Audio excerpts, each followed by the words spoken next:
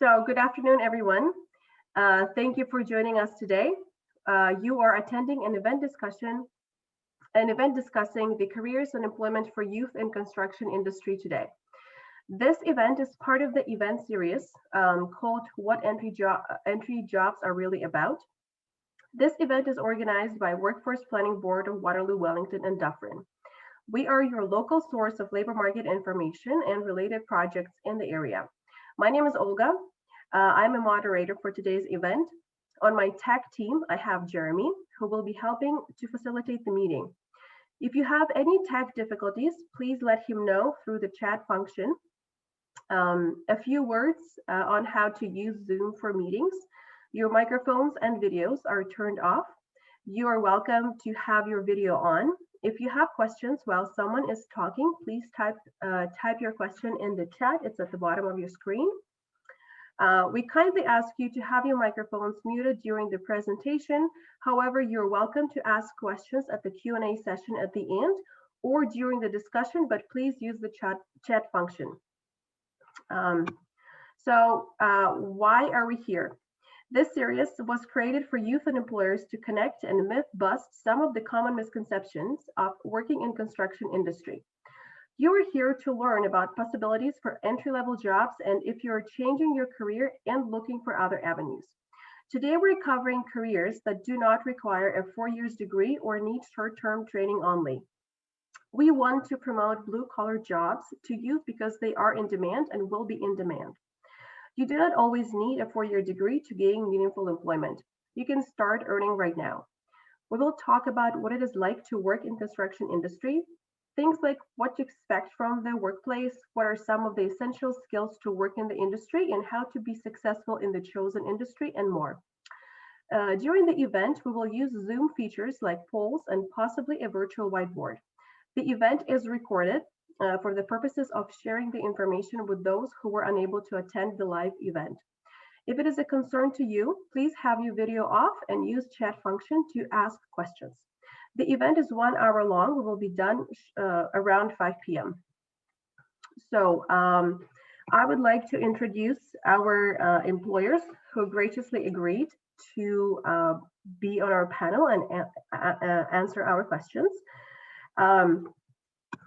So we have Luke Shantz, President at Arcadia Projects.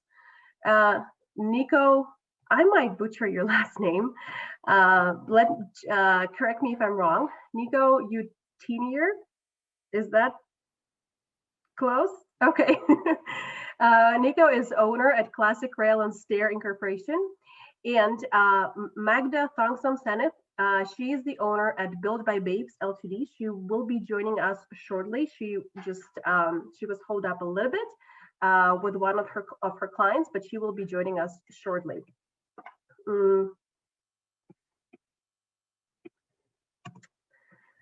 One moment. Before we proceed to thorough introductions from our guest employers, I would like you to complete a couple of things on the agenda. On your screen, you will see a short poll pop up about now. Please take a few moments to answer the questions. So this poll is just to see who is present and meet our attendees. Where are you from? What is your main activity? So we just know who we're talking to today.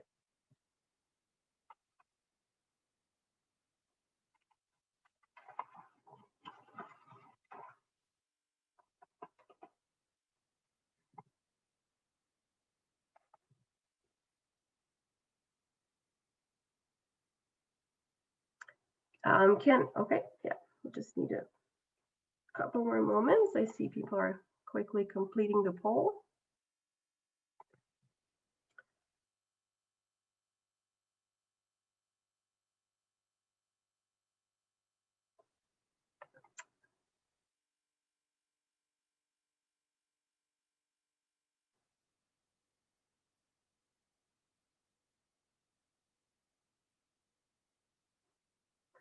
I see there was one more person.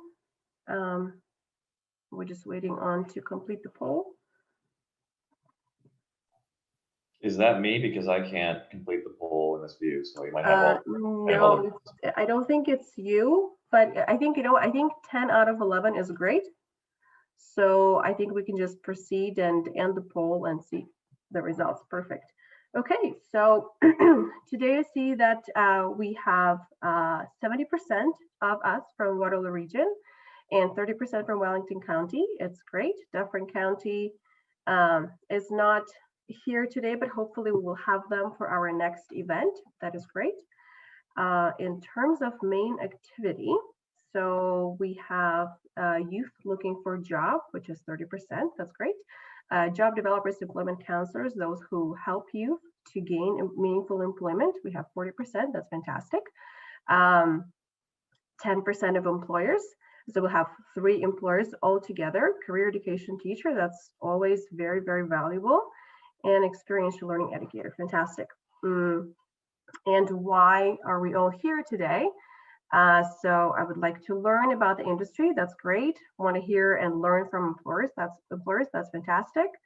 Want to learn from and about youth. That's the purpose of the event, to connect youth and employers.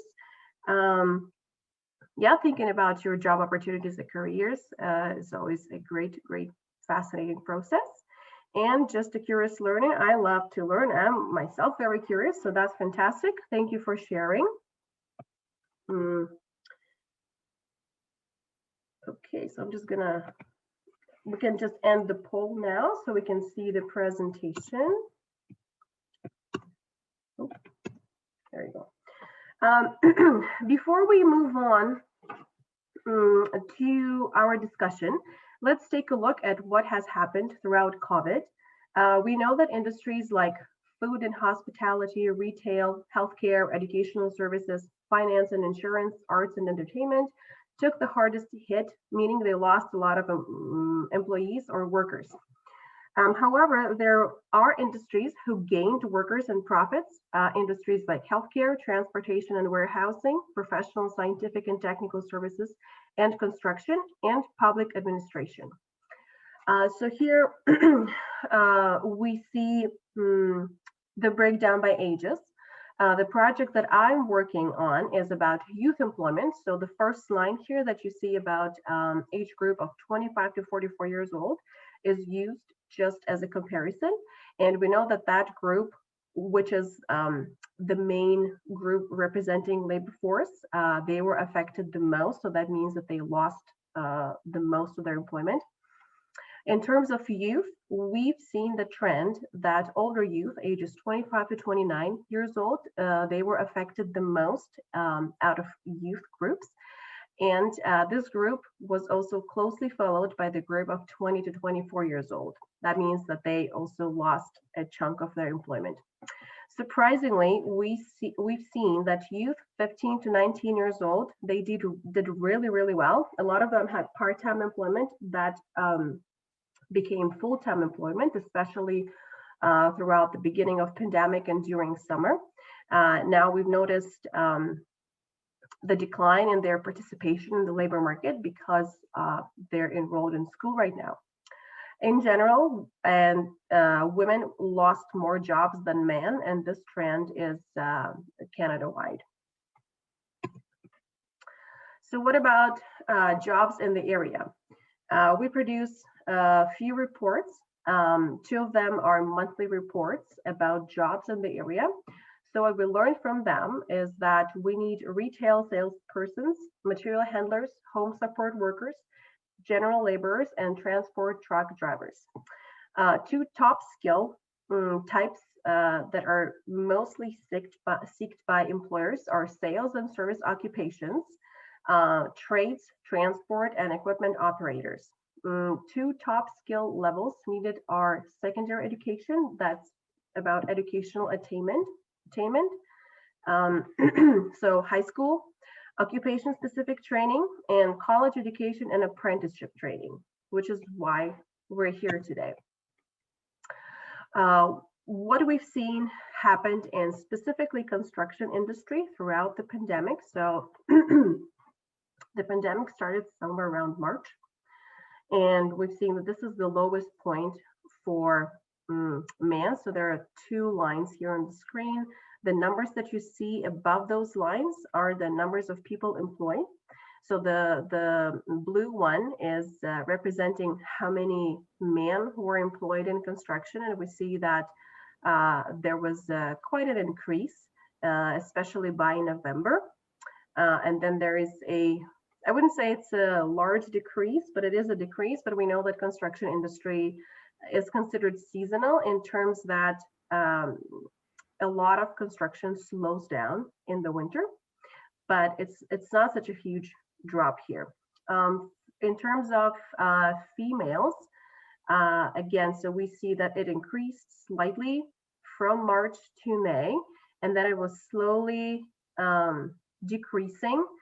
We don't know why. I can just speculate on that, saying that a lot of females often they take care of their family, seniors, their parents, or their kids. So that's what we potentially see here. And the decrease from November to January also could be attained to the fact that construction is a seasonal and it slows down in winter months. Not all of it, but some. Okay, so this is what we've seen so far. If anyone has any questions, I'm happy to answer them or elaborate more. Just shoot me a message. I'm happy to talk to you about that. And right now, we are going to learn more about our employers and what were their career pathways like.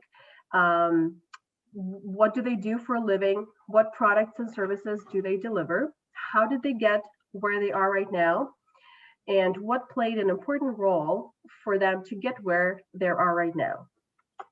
So I'm just going to put one of the employees on the spot and ask them to introduce themselves and talk a little bit about their career pathway. Luke, you're first on my screen, so I'm going to start with you. Could you unmute yourself? Perfect. Well, I appreciate being given the opportunity to belong to the group and chat with all of you on the call. So I'll keep it short because I like to leave some room for questions and stuff at the end. But I'm not actually driving. I'm a passenger in the car today, so I was hoping to be back at my desk to take this, but I wasn't able to be. So no, just to give you a snapshot on where I kind of started out. I grew up on a farm just outside of in Waterloo region, just outside of Baden. Born and raised out that way, and you learn certain ethics and are given quite a few opportunities. You don't really realize when you're young the opportunities that you have in front of you, just to learn how to work and learn the different mindsets of how to accomplish stuff and how to challenge your stuff and how to be accountable. So I think those were good routes for me to get going. And then from there, after high school, I made the decision not to go into post-secondary and had an opportunity to get in the trades. I went through and got on with the company for millwright. So that's the trade path I decided to go. It does run in my family. A lot of my family's in the trades as well. So there was always keen interest and knowledge about what I was getting into. So I was kind of fortunate that way. But it gave me kind of a direction to go and a challenge to go coming out of high school and put your head down and go and be accountable to somebody other than your parents. It was important to me to get out and do something different and have other people telling me and giving me some rules to follow was an experience in itself. So that's the path I went. It's a 4-year apprenticeship.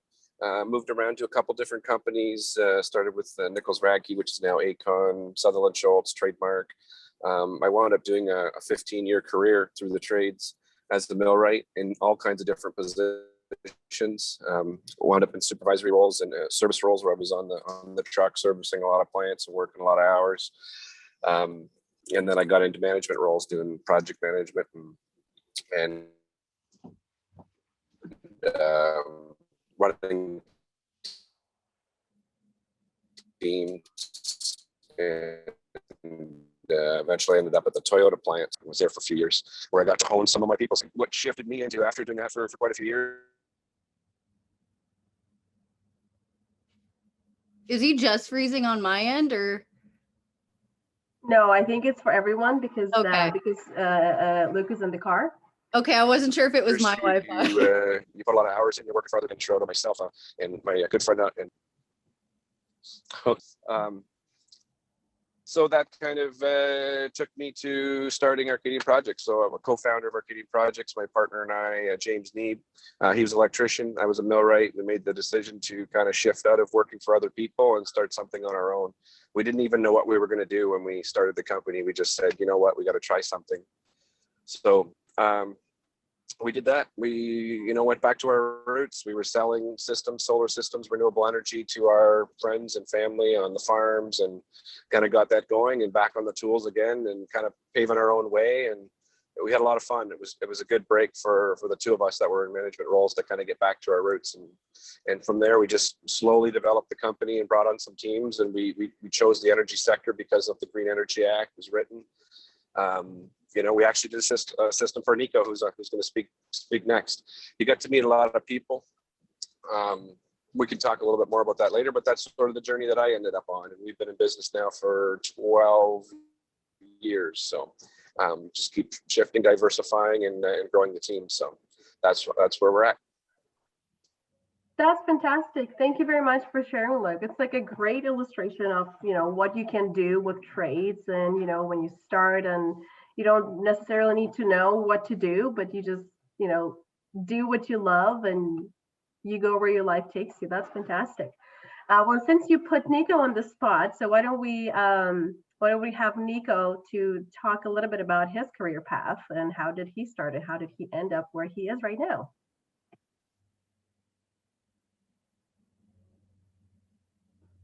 You just has to unmute.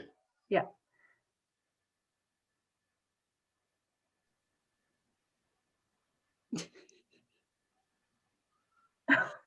Okay, we can't hear you. So if you tap on your screen, you should have like a button that says like a little microphone. Bottom left, maybe.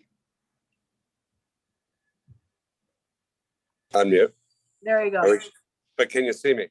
Yes, we can see you and we can hear you. That's great. Really? You can see me? Okay, that's good.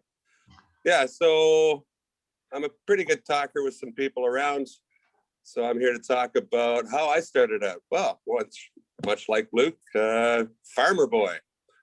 Every summer I went to Germany and worked on the farms hard from the age of 7 on up to 15 and a half. And also in between those summers, I was a carpenter for my brother and my dad. He was a home builder and an entrepreneur. And my other brothers went to university. I wanted to go to university, so I geared myself up to go to university all the way through high school at KCI. Got my level 5, grade 13, 34 credits. I think I averaged out about 87% throughout those 4.25 years. I pounded those ones down, took 5 credits, 10 credits a year, because it was a semester system. And when it came down for me to go to university, I looked at my dad and I said, I want to go to university and be a kinesiologist and be a trainer on the Toronto Maple Leafs hockey bench. He said, no, you're not going to be one of them. I'm not paying for it. Your brothers are still going to university and you're the black sheep. So I said, oh, you know what? I'm pretty good at carpentry, making a ton of money at carpentry at my age. So be a carpenter. It was a cold winter February day, February 13th, I believe, the day before Valentine's. Ice rain, framing a house, phoned in sick. Then I got a job inside doing stairs and railings. Worked at stairs and railings since 1983 and started my own company in 97 and incorporated a company in 99. Pressured from a lot of builders to start a stair company and do their stairs and railings for many big builders in this Golden Triangle area. And super achieved, had a great staff. I've been doing it a long time, worked for 14 different stair companies in my time up until 1997. Worked in Dubai, been to Germany, East and West, Jamaica, Bahamas, Bermuda, with no education, just a tool pouch, some drill bits, a hammer, a nail punch, some screws, some drill bits, right? Got really good at my job. And everybody around me always said, I want Nico to do the job. Then I started this company called Classic Rail and Stair in 99 with the pressure of people with lots of money like East Forest Homes and Premium Homes and Grandview Homes with unlimited supply of money. I started a stair company. Since I've started my stair company, we've probably went through over 90 employees, lots of 2 weeks, 2 days, 2 months, a month and a half. You know, when people have the talent, you keep them, you pay them well, you make a team, you get everybody good around you, you get everybody responsible for their jobs. I've had 7 old employees start their own businesses in stairs and railings and crafting any kind of furniture. I'm very proud of. And all these people had no education. And one of them was a truck driver. One of them worked in Lear Seating. Another guy, oh, by the way, he was a cabinet maker. Plus he was a greenskeeper. So you don't really need education to make a good buck and make a lifestyle to live a little bit longer, keeping your healthy body healthy and your brain active. And that's how we got into this. And I still have my right-hand man, which I hired in 1994 at an old stair company I started up. I did start 3 other stair companies that are still successfully going right now to this day. So you don't need an education. You just need the gumption, pair of work boots, maybe some safety glasses in this day and age, and give her. And I think that's a good ticket. Always had a part-time job, delivered the newspaper until I was like 12 years old, 13 years old, delivered flyers. So yeah, if you got the gumption, you got feet underneath you and a good healthy body, you can get into anything that requires a talent and a healthy mind and a healthy body without an education. You just got to get the gumption. Don't be always babysat by your parents. It's not going to get you anywhere in life. Yeah, no, it's great. Thanks so much, Nico. It's awesome. I really don't have anything to add to this. Like, you worked worldwide and you worked really hard, and it's all about just, working really hard, getting there and meeting the right people and following your dream or following what you really are good at. So, and be honest, because if you start lying at a young age and you're dishonest, you're not going to get ahead in life. So being honest, it doesn't matter how bad it's going to hit you in the end. Tell them the way it is and tell no lies. It'll make you a better person and you can sleep at night. that's Honestly. absolutely right. I totally agree with you, Nico. Thank you so much for sharing. That's a very interesting life. That's fascinating. Awesome. Thanks.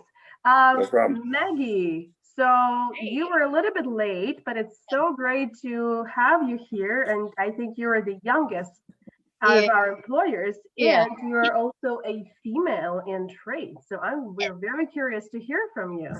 Hey, we've had 3 female employees here too. That's awesome. Building stairs, installing railing. Hey, chicks can do it just as good as the guys, sometimes better. That's awesome. Can you guys hear me okay? Yeah. Okay, perfect. Yeah, so as much as I would have loved to live out in the country and grow up on a farm, I was more or less a city girl. It's funny because I wasn't originally going for any trade really, maybe mechanics if I were to consider it. I took auto in grade 11. And then I realized that wasn't for me, but I basically avoided construction all through high school because I ended up butchering my projects in grade 7 and 8. So yeah, I wasn't going for this industry at all. My main focus was policing, and I kind of rethought that once graduation came along. It was 4 years of criminology in university at the University of Guelph, probably. That's where I applied.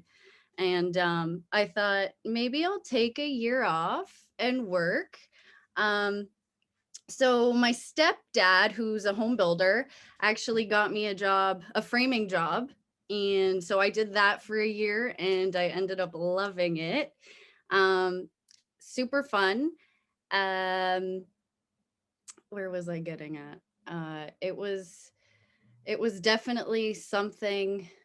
It was amazing to see a house start from the foundation up, especially since it was something that I never really was introduced to growing up.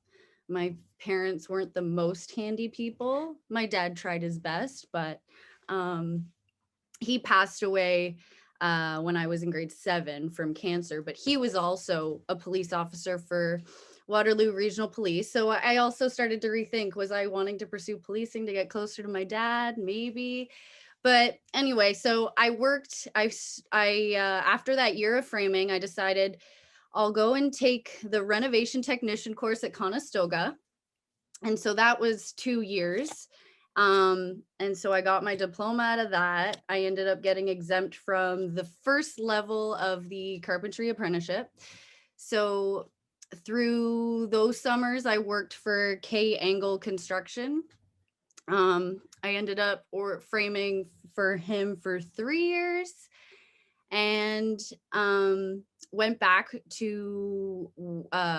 for my apprenticeship. I completed level 3 just two winters ago now, I guess. But I started my apprenticeship with Schnarr Craftsman in Waterloo, and I ended up working for them for 2.5 years. And then I got into property maintenance and repairs for more money, and that didn't hold up too long. So that was towards the first COVID wave. And I ended up helping one of my friends that is a girl also, that's also another carpenter that I met in level 2. We ended up doing some not little, it was the whole house, but we ended up renovating this whole house last summer. And I was like, we should start a business. Like, all 3 of us, we work really well together. We're super fast. We do our own thing. And so that's kind of when I started to think, okay, I think I'm gonna kickstart this for us. She went back to school for construction engineering. And her best friend is a cabinet maker. So she just got out of school. So she's going to be getting a little more under her belt. But yeah, that's kind of my short story. All I can say for advice is don't get discouraged easily, girl or boy. I'm sure Nico and Luke can agree that their teachers probably weren't the greatest teachers. Probably were called names if they did something wrong. And it can get hard, but there's a lot of guys that aren't as harsh and don't want to teach you like different from how they were taught, and you can have a really great experience with a great attitude. Once you're going in there with a great attitude, ready to work, and you're on time, and just positive, you should be fine. But yeah, I had a great experience. It was good. That's awesome. That's Yeah. awesome. Thank you so much for sharing, Maggie. I always, you know, I'm always fascinated of hearing these stories, how people just, they I guess make I left out the themselves. part that I went on my own. Yeah, I ended up going on my own in June. Yeah, there you So, go. So not here yet, but we're getting there. but you're getting there. That's always impressive. Stick to your dreams and do what you love, do what you can, right? That's fantastic. Thank you so much for sharing. All right, so now that we got to know our employers, now we're gonna ask them some questions that will be, I hope, very useful to hear for youth and our job developers and employment counselors who are present, and hopefully will we'll be able to get that message to youth and get more youth in construction industry and trades. All right, so Jeremy, could you please bring up the first poll? Our first poll will be about construction industry. So we're going to look at what are some of the misconceptions or not misconceptions or facts that you think are present in construction industry. So our first question here is you need to be really tough working in construction. It is always about long hours, low pay, and there's barely any career development. So I would just wait a little bit longer. So let's see. Are we answering these? Well, as employers, you don't have to if you want to. You're Okay. welcome to, but you don't have to. Okay. Okay, I see we have 80%, 81% answer the question. That's fantastic. So many people think it's false. And now, yeah, fantastic. And I think it's great that we do that, you know, most of us understand that. So I would like employers to comment on that. You don't have to comment on every single question, but if you know, if you have something to comment and share with us, I would really appreciate it. I'm not gonna, you know, put you in the spot, but if you could just unmute yourself and sort of start talking if there's something you want to share. So just tell us a little bit, what is it like to work in construction industry? I can go first if you want. I mean, there's Sure. we get a really good cross section of eager, interested kids coming out of both high school and college, and you know, you take some time and you just kind of explain to them the different options of what they got, because there's an opportunity to learn a lot more skills than just construction. And I find in the industry and trades industry and construction, that's something that's not really talked about a lot, is the opportunity that you have to hone your people skills. You're dealing with customers, different customers every day, different crews every day, suppliers. You'd be surprised the groups of people you have to deal with in a day. And I find that that's one thing that I think I notice our team members get something out of, is that at the end of the day, they're coming out, they're communicating well, they've honed a whole bunch of soft skills that they probably weren't even banking on, you know, even thinking of getting into construction. Everything else, like you said, Megan, showing up on time and being eager and wanting to learn, we'll teach you everything else. If you have that attitude, even the crusty old, you know, GF or foreman, they will take time. If they see that eagerness and you show up on time, they will take time in their own roundabout way and they will teach you. And it's amazing to watch it over a period of years. That's just one thing I enjoy watching, the different team members. And I also like when they get in, students may get in and try it out for 6 months or even a year and go, you know what, it's just not for me, because that's just as important as it is to want to think you want to get into something, but having the time and a company that'll take that to help you decide whether it's for you or not. Sometimes that happens within a week and sometimes that happens, you know, within a year, but I think that's just as important, that they can get out if they don't think it's something for them. Yeah, I agree. Well, for example, like I was green. I didn't know how to read a tape measure. I didn't have experience with power tools. And if I can do it, a lot of people, everyone can do it, really, if you put your mind to it. And obviously, if you have an interest for it. But yeah, I would agree with that too. Yeah, no, that's awesome. And look, you're right. It's as important to understand that sometimes the path you're taking might not be for you, but it's good to know and good to try it out and see if it works or not. That's awesome. Nico, would you like to add something, or because you are on mute right now? Could you unmute yourself?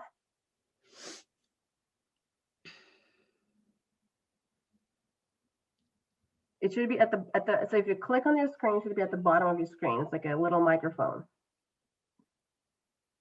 No, we can't hear you. Yeah, it's hard to see on the phone. Oh, he's got it on his phone. Oh, there you go. Oh, you just unmuted. Oh, there you go. Am I there now? Yeah. All right. So it says mute on my phone, but it's you can hear me though, right? Yes, we can. All right. So getting to that wage point, wages in this community, Southern Ontario specifically, you're going to make more money doing a trade than you are at Toyota. That's for sure. I think top dollar at Toyota right now, starting wage is 22, but you only get to like $27 an hour after being there for 15 years. Okay, maybe you got benefits and good vacation package, but in the construction industry around here, you may start off at maybe 18 or 16 or $19 an hour and not know how to use a skill saw or tape measure. but you increase quickly with the right attitude and showing up for work on time. So showing up for work on time and the right attitude, and, you know, learning people as you go every day, as Luke said. And there is a lot of people to learn every day, whether you're framing your house or pulling the wires, doing electrical through the house. There's all sorts of people that you'd never expect to see. And trying to stay COVID safe is another game plan. But the wages, I think the wages in construction industry are going to far overpower a place like Toyota. Wages like Luke's probably paying his top guys like maybe 90 to 100,000 a year, maybe 110,000 a year. My top guy easily makes 100,000 a year. So even as a carpenter, you can make big money. And that's my point. And you can start your own businesses, being a carpenter or a drywaller or an electrician or even a shingler dude. You can get big money. You can start your own company. So yeah. Yeah, that's awesome. Thank you, Nico. It's like it's really, you know, inspiring and assuring to hear this, because I think one of the misconceptions is that you don't know how much they're going to get paid and if they can make any money, right? So that's very important to hear. But we will have a section on expectations, so I'm sure we'll have more to talk about there. Okay, so our next question would be about ups and downs of working in construction industry. So again, I would kindly ask our attendees to vote here if they think that jobs are often full-time, regular, and with benefits, and if it's true or false. And what do you think? And we'll see what our employers think about that, because they definitely have more experience in construction.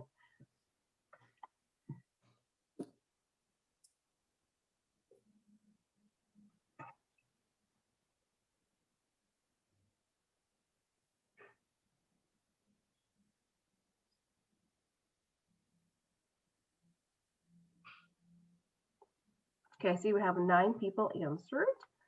I think that's great. Yeah, so often, yeah, so people think, or our attendees think that jobs are often full-time, regular, and with benefits. I know that they're often full-time and regular, but I'm very curious to hear about the benefits portion, because I know that that could be a concern to some people. Anyone has experience, and you know, if you do have benefits for your employees, or if you don't, are there any other maybe accommodations you do for your employees or for yourself? I think it's becoming more and more common that you're seeing, Nico, you're probably seeing the same thing. It's something maybe even 5-10 years ago, it wasn't as common in the trades and in the construction industry. But from what I see in the teams that I deal with, the companies I deal with, it's becoming more common, and we have better access to it. And I just think it's something super important that if you're building a long-term vision for your company and your teammates, you need to offer some of those things to draw them in and keep them around for that. So what are your thoughts, Nico? My thoughts? Well, can you hear me? Yes. All right. So my thoughts, I don't do benefits around here. I just pay as much money as I possibly can. And I have paid for 3 eye surgeries. I've paid for kids' dental work that don't even belong to me, but it's part of the family. I take care of my own. I make sure that they get new work boots every 6 months to a year. What we pay for tape measures. If you need glasses, we'll pay for your glasses, provided there's safety. I just think that benefits for a small company like myself, pay them more money and take care of your family, which is the people that you're employing. Take care of them properly, fix their truck up so they can make it to work, pay for that, like an oil change or a tire changeover. I'm not paying for, you know, a muffler job or a new windshield because you smashed it, but those are the benefits that small companies give out because you're a valued employee. I think that's what benefits are for a small company like myself. And I think Megan can probably say the same thing right now. You guys are pretty awesome, because all the companies I've worked for never offered benefits, unfortunately. They were small businesses, but even those gestures, Nico, are great, because I was never offered that. In fact, I was always told, yeah, everyone's wives have benefits. So yeah, that's why we don't have benefits. But again, there are unions that will find you jobs that do have benefits. There are pros and cons to joining a union. So before anyone were to consider joining a union, I would suggest doing a lot of research before signing anything off, because those guys often will try to poach you and force you to sign something you don't necessarily know what you're signing. So that's something to keep in mind of. That's really, But really good advice, Megan. I don't want to interrupt, but I just on yeah. that point, Yeah. I was union for 15 years, and when we Okay. got our small company, our family, we made a conscious decision to keep it open shop, even though we're Right. multi-trade and we run all the different trades. We have about 70 employees. We just saw the benefits of being able to, like you said, Nico, look after your own, have a little more Yeah. say, and build your own culture, not have it inflicted on you. So that's just where my opinion was. That's So I got to see both sides of it. Yeah, that's awesome. I haven't. But I think once I do have employees of my own, because so far it's just a one-woman show right now, but I would like to provide benefits specifically because of my own struggles in the past. But yeah, I would agree with Luke too, is that lately there are more there's more jobs out there that are offering benefits that I've noticed from being on Indeed before going on my own. But yeah. All right. Okay. Thank you for sharing. Yeah, it's great to hear that our small businesses, small companies, they do take care of their employees. You don't necessarily have to join union or like a huge company to get that. It's all about, being part of the family, right? Being part of this work family. Amazing. Okay. Our next question would be about industry skills. And while our attendees are answering the poll about anyone can work in construction and no specific skills are required. So the question, or sort of the topic that we'll be answering, would be what are 5 key skills or competencies you need to work in construction industries? And I think it's important for those who are looking for entry-level jobs, or those who have some experience. What kind of skills do they need to succeed in construction industry and get the job? You want to be open-minded, for sure, because I was definitely hesitant on getting into it, but I was like, what do I have to lose? It's better than standing at a till at a grocery store, scanning groceries. So I did that right before framing, and it was for 3 weeks because I couldn't take it. I'd rather be working outside, but yeah, you just want to go in with a great attitude, basically what we talked about earlier. So you want to be positive even on your crappy days. Just remember that there's always tomorrow. Like, everyone has bad days. That's like at every workplace. You're always going to have a bad day, and then you're going to have good days too, which make the best of it and make you want to go back tomorrow. But yeah, just you got to try to stick with it for sure a little bit. So perseverance. Maggie, I have a question here in the chat, and since you're, the newest person after high school, so I have one of the attendees asking about what are subjects do you recommend to in school to pursue construction? What subjects would you need to take? For construction specifically? So there's see, that's a good one because I didn't take any of those, but I was aware of I think computers is another good one, because that will later on, if you had an interest in even drawings, like if you are an artist even, and enjoy, like, don't have an issue with being on, or you don't have an issue working with technology, I pushed my younger sister to take computers as well as a few of the other construction courses. It depends on what high school you go to, because there's some that will call it construction, some will have like a, just they'll call it wood shop. but I pushed my sister to take the computers course because she had got an introduction to working with AutoCAD. And now she's in the construction engineering course at Conestoga.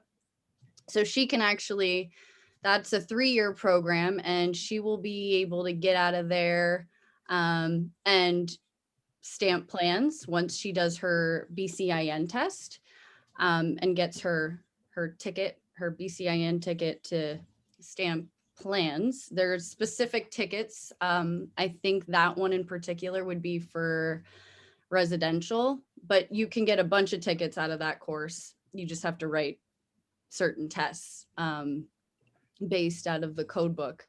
But yeah, so there's that. And even taking auto class, I mean, mechanics, like my partner is a diesel mechanic, and he also wasn't sure about getting into the trade until when we met. And he's now on his own too. So yeah, even the auto class wouldn't hurt. I took it for the reason of wanting to learn how to change a tire. If that were to happen on the side of the road where I get a flat tire, I wanted to know how to change an oil on my car. Yeah, so just, you can take any tech class really. And Well, and if I can just add to that, Megan, please. I'll add to that because it's the maths and physics are also like That too. simple, you know, you having that. And I mean, there's lots of tech classes, but I don't think I would, I mean, I took them. I took, you know, a little bit of drafting, a little bit of woodworking. You get your hands on some different things. It helps guide you in maybe the direction you might want to go. But I also think that it's important to get your maths. And I found physics when I was in high school was like a big light went off when I took applied physics, because there's so many different things that apply to all the different trades. So the maths and physics along with the different tech classes. Yes. Yeah. My And trade. you also should be a little bit athletic. If you're a little bit athletic, then that definitely helps getting into construction, because if you're not athletic at all, it's probably not going to help the industry. Maybe truck driving, no problem, but you got to be a little bit balanced. So if you're basketball, one of my first questions I ask people when I do interviews, do you have any hobbies and do you play any sports? Those are really important. If your hobby is gaming, well, maybe you should be an electrician or a glass glazier. If you're into sports like hockey and rugby and all that stuff, well, maybe you can get into anything in the construction industry which requires a pair of steel toe working shoes. If you like building stuff like Meccano when you're 7 years old, and you still like playing Rubik's Cube when you're 18 years old and you master that down to 60 seconds, get a job in the industry. Luke would hire you. So will I. That's great to know. I have one person asking in the chat about geography. Do you need geography to do construction or trades? Yeah. Yeah, man, you got to know how to get to the job site. Okay. The GPS stuff is crap. You got to turn right at the white cow, go through 2 bushes, and James Neeb's house is the ugly little brown house with stone on the outside. So turn right at the cow. If you pass the cow too far, you're gone. That's geography. Right, okay. Luke? So what I'm getting from Nico, I don't think you need geography as in like knowing, I don't know, continents and Maybe, rivers and maybe that. But I land don't, surveying one day, I guess, if you were going for civil engineering. That's maybe. Yeah, you'll need your geography. I think geography is important no matter what way you look at it. Yeah. Okay, that's fair. That's fair. That's great. Okay, so I'm just gonna move to the next question here about industry career pathways, how one can get in the industry.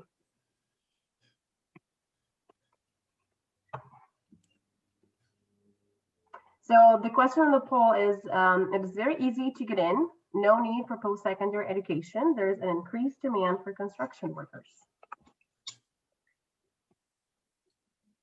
So basically the question would be about How do you get in? How do you get a job? How do you do the interview? Where you go? How do you find it? Co-op for one. Like a high school co-op, right? Yeah. Summer we've done. jobs. You can get you can even get a framing helper job in the summertime if you just want a little bit of introduction to that. They say framers make good supervisors, and they actually know a little bit more base about the house when you can frame a house, because you know what's behind the walls. So that's a good one. But I think the best way to get into a career and not know how to get into it is look around you, look at your family, look at your family's friends, and see what jobs they do. Ask them questions if you don't know yet. And then you can go into Google. If you think, maybe I wouldn't mind getting into glass, all right, then Google glass companies and then phone them up. Are you doing interviews, or just submit a resume? I think phoning and going from place to place of your interest. If you're interested in being a framer, then go to the job site and go to every framer on the job site. If you're interested in being an electrician, go to a job site or use the Google, or I used to say Yellow Pages, and phone those people and say, can I get you a resume so that you can see what I'm capable of maybe doing, and getting it out that way. So yeah, Yellow Pages. A lot of employers are on Instagram too, and will also share in their bio whether they're hiring or not too. I would suggest going in person to deliver your resume though, and That's right. proving yourself instead of applying online. But you can find employers that are hiring on social media for sure. But yeah, apply in person. That just leaves a better impression. Yeah, the surprise attack. Yeah. Well, with COVID, I guess it's different right now, right? Wear a mask. Okay, there you go. Okay, great. Okay, so that's good. So there are plenty of different avenues you can take, right? You can take your co-op term. You can go Indeed. You can, ask your parents and ask around your friends who are hiring. As Maggie said, there are, if you just want to get your feet wet and you've never had an experience, there are people who are looking to hire someone who doesn't have an experience, right? But there are jobs out there. Like, there are a lot of jobs, so you will definitely find a fit for yourself. Okay, and our last question for today is about industry expectations. So this one is normally a big one for employers, and this has been a huge topic lately, a huge discussion for everyone, for kids who are just out of high school, kids who are trying to find a part-time job in high school, for university students, for college students. So that would definitely be something we would like to hear from employers. So what are and I will just read here the question. What are 5 main expectations, or not 5, just some of the main expectations for workers in construction industry? And could you please explain us why those expectations exist? And if you could give us an example of how someone did not meet the expectation and had to face the consequences. And while you're thinking about that, so let's take a look at the poll. So one of the expectations that I put down was about, it is all about flexibility. You can show up to work anytime. It doesn't affect anyone. I'm happy to see that most of our attendees think that that's false, and they understand that there is a team, there are processes that are affected if you do not show up on time. It is okay to change jobs often. Employers value that. You have to find the best fit for yourself, which is yes and no. Yes. That's why I thought, I mean, employers don't like it, but if you feel like you don't fit in and it's not for you, yeah, that's fair. Look elsewhere. Yeah. Yeah, that's fair.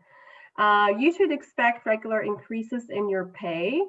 Again, sort of like almost 50-50. And I know Nico said that, if you're a good employee, if you have a great work ethic, if you're working hard, you can.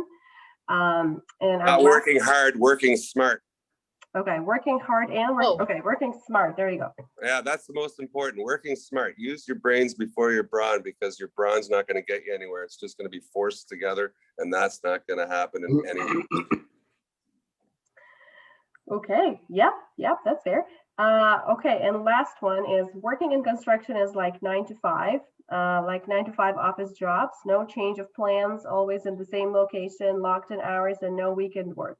I know that Luke gave me some of those ideas to put those expectations here, so I did, and I'm glad that 100% of our attendees understand that construction is about a lot of moving. You change locations. It's not like office job, right? There could be there is overtime. You sometimes have to work weekends if you need to have the job done. So, and now how about we hear from our employers about expectations? What are your expectations for your employees, or entry-level employees? I don't think it's too much to ask of just if we're going to give the opportunity to a student or a new employee. It's not too much to ask that, out of respect and of that you're coming to work on time. You're ready to go. You're in the right mindset. It's no different than going to school and being in the right mindset and showing up on time and being accountable to your peers, your teachers. Works the same way. Only we have the ability just to tell you not to come in the next day because you didn't do it, right? Your teachers can't do that. We can. We say, okay, obviously this isn't a priority for you, and obviously this is, so there's some hard realities that kind of get hit, I think, in the first, month, depending on the background. But I think I like to think that we give everybody a fair shake, and you will always put the ball in your court.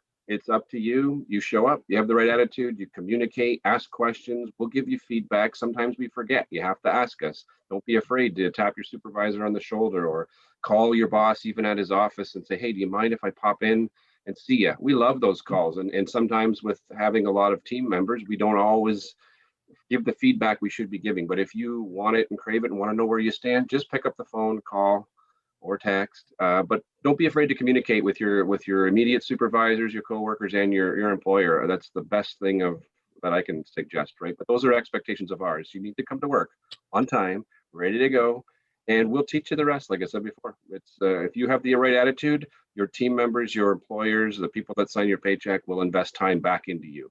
But it's a two-way street. Yep. Good one. Very good. Yeah.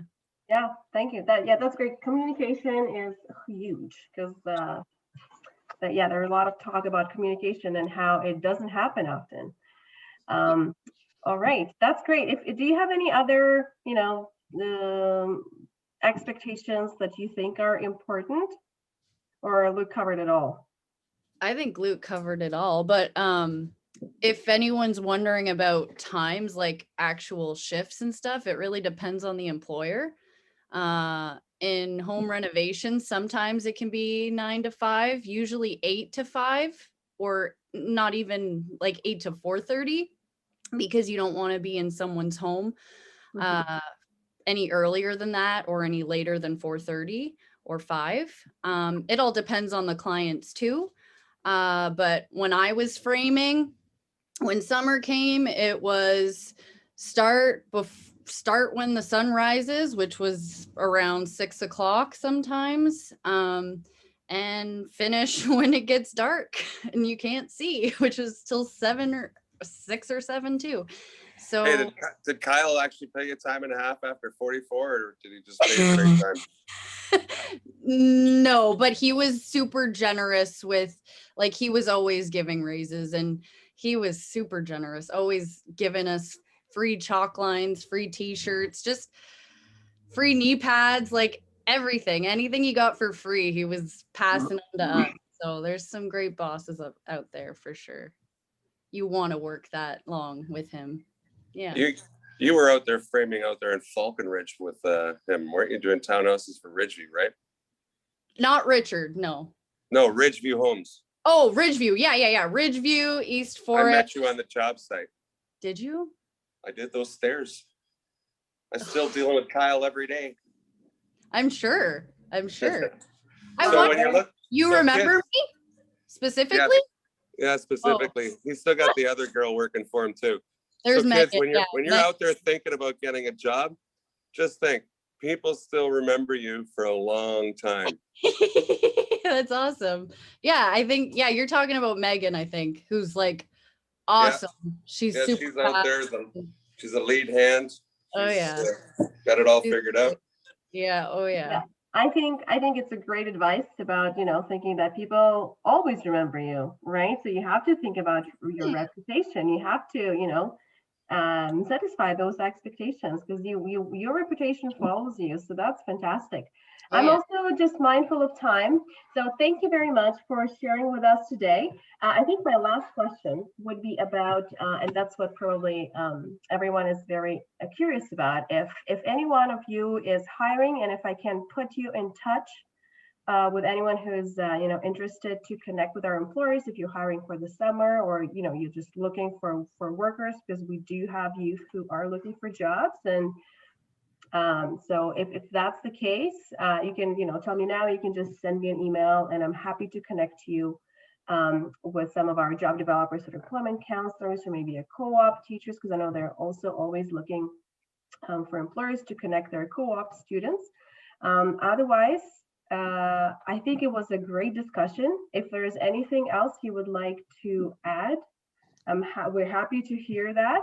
And if there are any questions from our attendees, so please drop them in the chat. We're still, couple of minutes.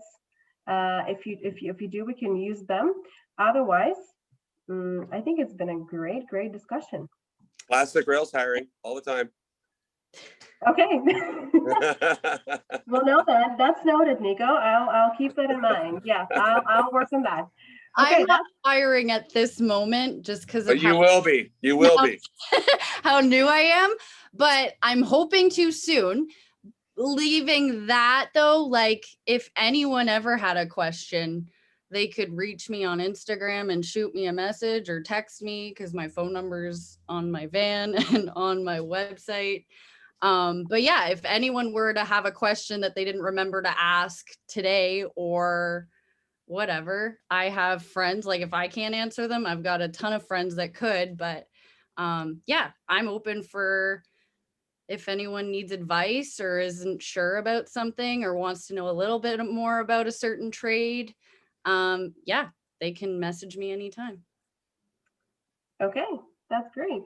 Okay, so I see Luke also messaged everyone. We're always looking for eager youth interested in the trade: solar, electrical, millwright, plumber, HVAC. That's awesome to know. So I'll keep that in mind, and I'll find those connections for you.